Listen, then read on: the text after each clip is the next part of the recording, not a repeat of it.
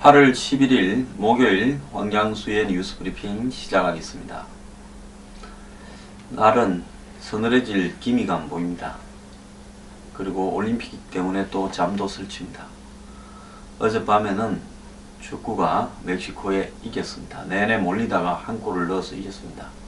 주로 한국은 내내 공격하다가 한 방에 역습당해서 지는데 이번에는 거꾸로 됐습니다. 자, 지난번에 이 런던 올림픽에 축구 금메달을 딴 멕시코를 이겨서 올림픽이 밥 먹여주는 건 아니지만은 그래도 국민들이 순간이나마 즐거웠습니다. 자, 저도 이 더운 여름에 이 뉴스 브리핑 하기가 참 힘듭니다. 거기에 이런저런 일로 신경을 끓는 일들도 좀 있습니다. 그래봤자 다 지나갈 거라고 보고 있고요. 자, 부산에서 조홍식 선생님께서 본인도 반골 기질을 가지고 계신 분인데 제 반골이 마음에 드신다고 편지와 더불어서 제가 평소에 이 전쟁사를 좋아한다고 독서 전쟁사라는 책까지 보내주셨습니다. 격려 감사하고요. 이번 주말에 열심히 읽겠습니다. 사람은 누구나 다 자기 자신에 대해서 여러 가지로 돌이켜 볼 겁니다. 저도 요즘 제 자신에 대해서 많이 돌이켜 봅니다. 이제 정치나 출세나 이런 데 대한 세속적인 욕심을 다 버리고 나니까요.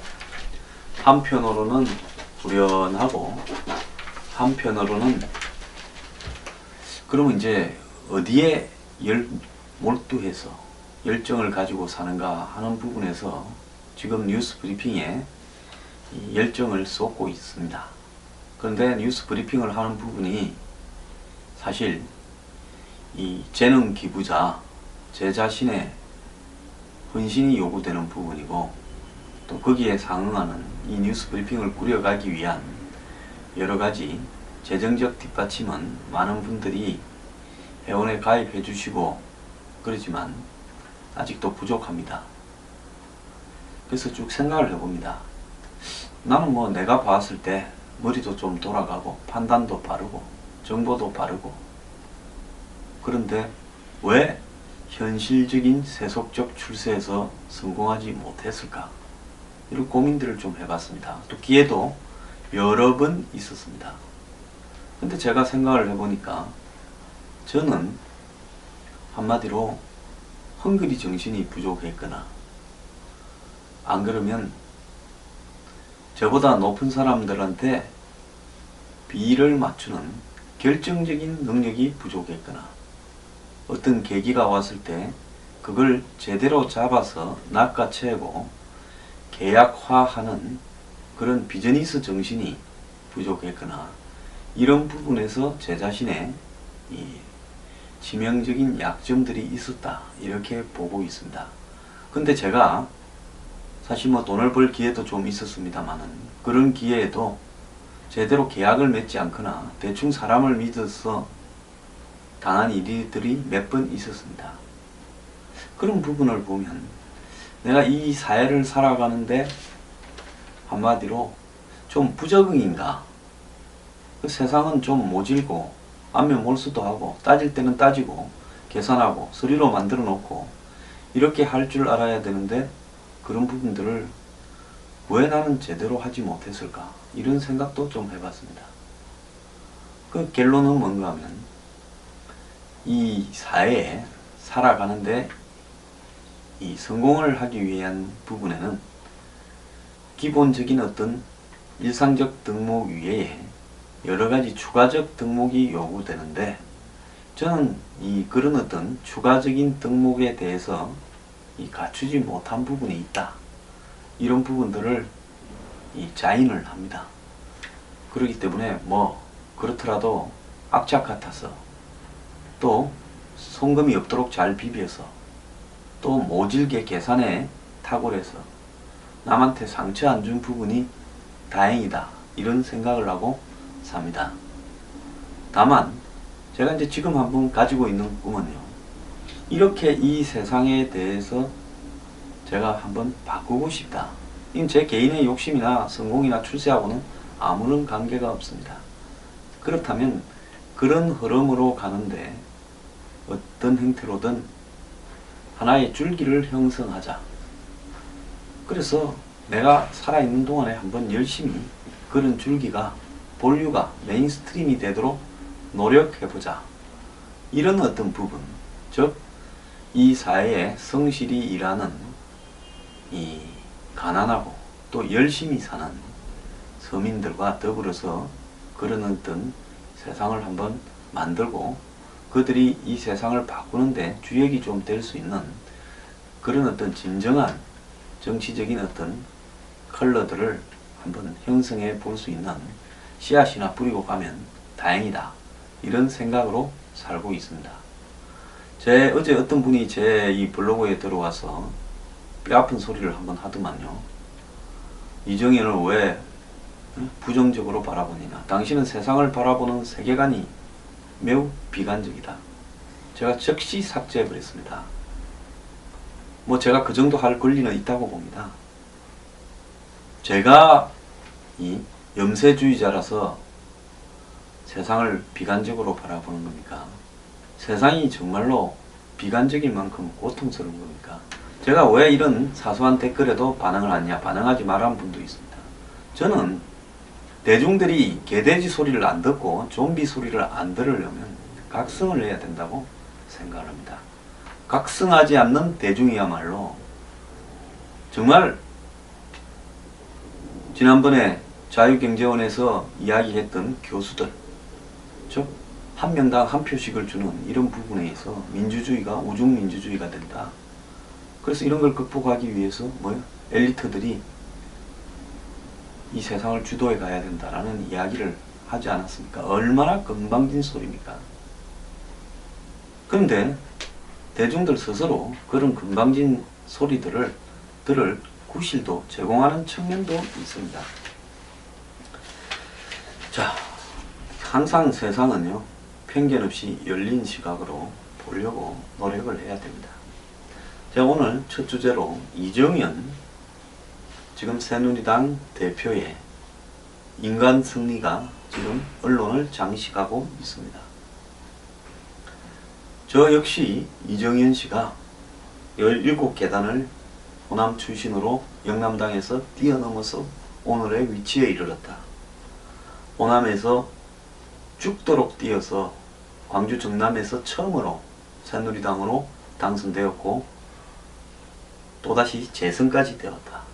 자, 철저한 흑수저 출신으로 막힌 천장을 뚫었다. 그리고 이번에 새누리당 당대표에서 처음에는 청와대나 친박 핵심이 자신을 미는 부분을 끌었지만 본인의 역량으로 소박하게 전국을 돌면서 대의원 당원들을 만나고 또 훌륭한 연설을 하고 또 진정성을 보임으로써 선택을 받았다. 이까지는 인정을 합니다. 자, 그런 이정현 당대표의 개인적인 성취와 인간 승리와 그 다음에 새누리당이라는 여당, 대통령과 정부를 바쳐서 국정을 완성시켜야 될 여당이 이번 당대표 선거로 인해서 가지게 될 국민적 공익을 정진시키는 의무하고의 문제에서 저는 어떤 것을 더 큰 관점에서 바라봐야 되는가 하는 이 문제를 제기를 합니다. 자, 저는 이정현 의원, 조경태 의원 이런 분들이 정말로 개인적 노력으로 지역 구도를 깨고 또 한마디로 금수저 출신도 아니고 서민 출신으로서 오늘날 적지에서 재선 4선까지 이르르는 정치적 인간 승리에 대해서는 경의를 표하고 존경을 합니다. 자, 그런 부분과 이런 어떤 부분이 개인의 어떤 측면에서의 성공을 넘어서서 사회적으로 얼만큼 큰 어떤 의미를 가지는가, 즉 정치라는 것은 국민들에게 공공의 이익을 질적이고 양적으로 얼마나 이렇게 넓혀주느냐 하는 것이 결국 정치라고 봅니다.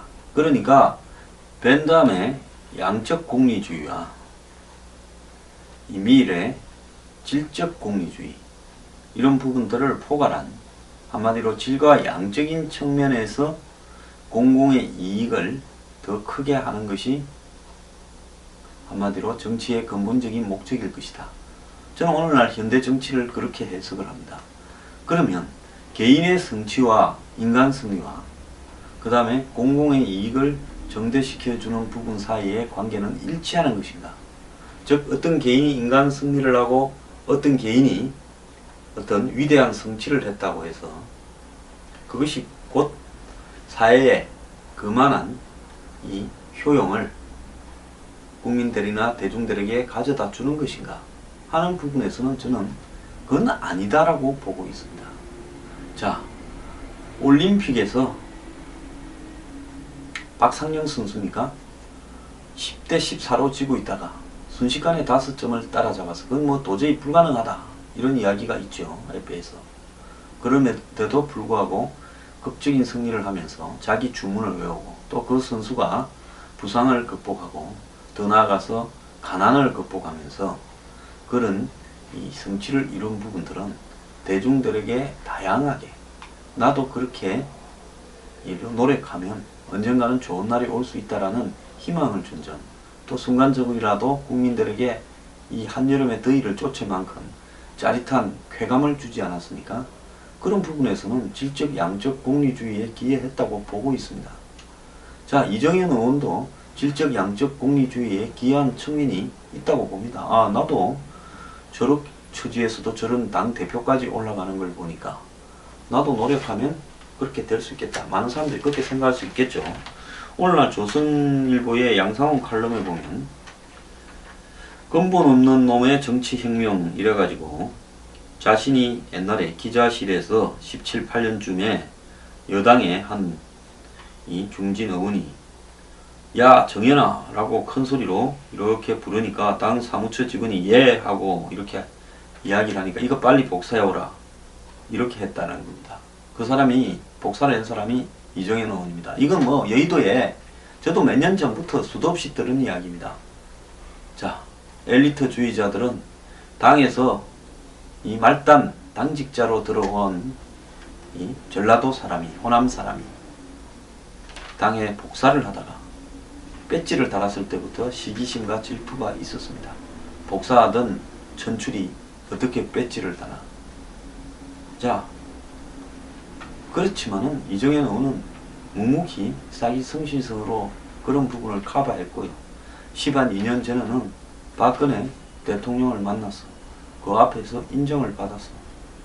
그 뒤에 비례대표로 배지를 달고 더 나아가서 청와대 홍보수석 민정무수석이 되고 이번에 지역으로 또 적진으로 가서 2번의 배지를 달았습니다.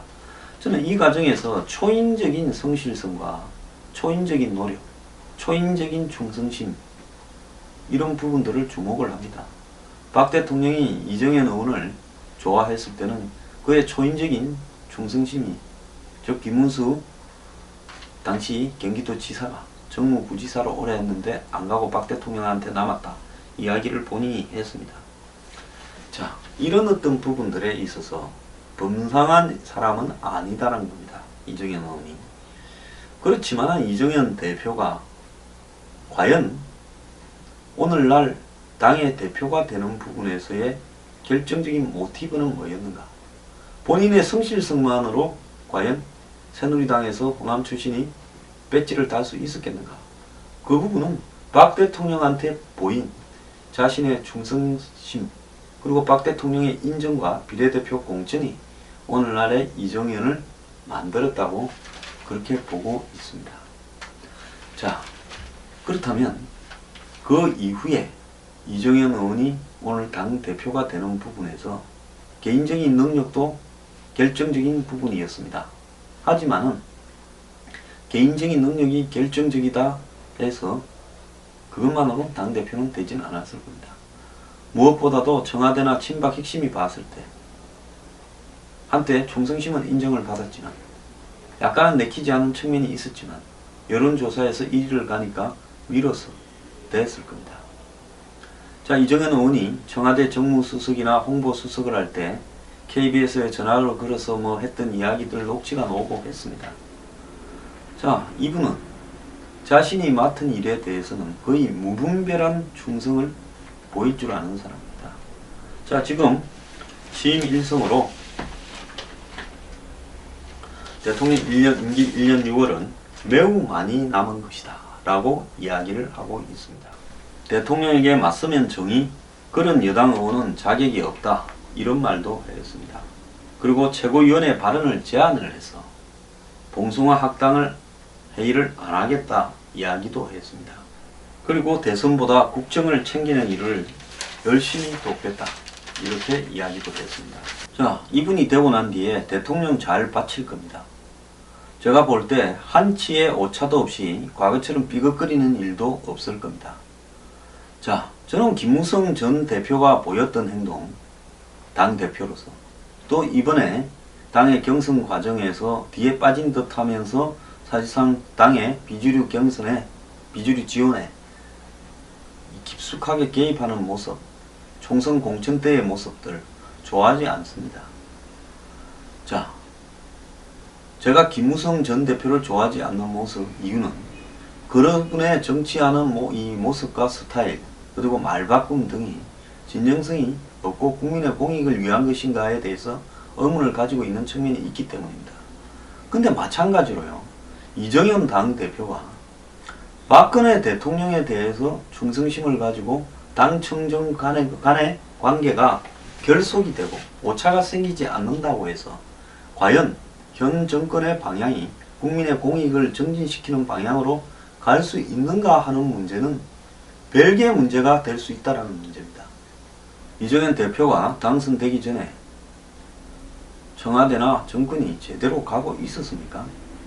자, 사드를 배치하겠다라는 결정은 매우 잘한 결정입니다만 그 결정 이전에 중국과 미국 사이에 오락가락하여서 지금 오늘날 이 화근을 낳았던 부분도 그건 분명 문제로 지적받을 수 있습니다. 그리고 현 정권의 정책 기조가 기득권이나 가진 자를 위해서 가고 있다라는 의심을 끊임없이 저는 제기해 왔습니다. 저는 처음에 이런 식으로 갈 거라고 생각을 했다면 지지하지 않았습니다. 근데 저는 정말로 잘 갈 거라고 생각을 했습니다. 서민을 위하고. 정말 박 대통령이 시장터에 가면 얼마나 큰 박수를 받습니까? 저는 박 대통령이 한국 사회에 열심히 살아가는 성실한 서민 보수들을 위해서 사회를 개혁하고 부패를 척결하면서 그들의 박수를 받으면서 퇴임할 거라고 생각을 했습니다. 4대 개혁 운운을 했지만 4대 개혁 중에 제대로 개혁되는 게 하나도 없습니다. 새누리당의 내부를 제대로 된 개혁 방향으로 함께 동참하도록 처음부터 장악하지도 못했습니다.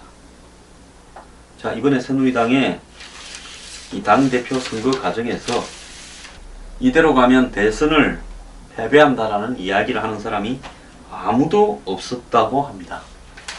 전당대회장의 연설에서요, 미래를 이야기하는 미국과는 달리 당권에 대한 욕심만을 각자가 내는 이야기만 하더라는 겁니다. 자, 저는 새누리당이 노선 수정을 안 한다면 더민주당, 국민의당과 더불어서 새누리당도 망해야 된다고 생각을 합니다. 기존에 있는 대한민국의 썩은 여야당이 망해야 정말로 이 땅에 새로운 싹이 돋아날 수 있습니다. 썩은 정당들이 가지는 가장 큰 폐해는요, 새로운 싹들이 자라나지 못하도록 밟아버린다는 데 있습니다. 이 나라의 기존의 정당이나 정치인으로서 희망을 바라볼 수 있겠습니까? 자, 그러려면 새로운 싹이 돋아나야 되는데요. 자, 이 사람들이 국회에서 선거제도와 선거법과 모든 것을 좌지우지합니다. 기성에 괜찮은 사람들 중에 이들에게 줄을 서지 않고는 아무것도 할 수 없습니다. 자, 그렇다면 결국 줄을 서게 되는 순간부터 그것은 개인적인 성취는 될 수 있겠지만은 국민의 공익을 위한 방향으로 가는 것인가는 완전 별개의 문제가 되어버린다는 겁니다. 제가 새누리당 이정현 대표의 이런 지금 새누리당이라는 당에 와서 밑바닥에서 복사를 하면서 수모를 견디면서 꿋꿋이 성실성으로 오늘 끝까지 간 인간 승리에 대해서는 참탄을 하지만 그건 개인적으로 바라봤을 때 대단한 사람이다라는 평가일 뿐이고 그런 어떤 대단한 인간 승리나 성취가 과연 국민의 공익을 위한 부분으로 연결될지에 대해서는 여전히 공감하기 어렵다라는 부분이 그래서 나오는 겁니다. 자, 우리가 인간 승리를 바라보면서요. 그것이 마치 공익으로 곧바로 연결될 것처럼 착각을 해서는 안 된다는 겁니다. 자, 지금 청와대나 친박은 그렇다고 저보고 비박이라 하지 마세요. 저는 비박에 대해서 너무나 많은 비판을 했던 사람입니다. 자, 어떻게 생각하겠습니까? 우리가 정말 방향을 고치고 겸허하게 앞으로 정권을 재창출하기 위해서 민심을 얻기 위한 노력을 하자. 이렇게 가겠습니까? 아, 자, 우리 손에 당이 다 들어왔다. 최고위원 이상 고위당직자 9명 가운데 8명이 우리 편이다. 이제는 우리 마음대로 밀어붙이자. 그래서 개헌도 하고 방주문 만들어보자. 자, 결과만 이기면 모든 것이 끝난다. 내년 대선에 이기면 다 된다. 자, 이렇게 가는 것이 공익을 위한 것이라고 보니까 대선에 이기는 것보다 더 중요한 게요. 올바른 정책을 국민들한테 약속하고 그걸 실천하려고 진실해지면서 대선에 이기는 게 중요하지. 그러지 않습니까? 자, 개인의 성취가 국민의 승리라고 저는 이야기할 수 없다고 봅니다.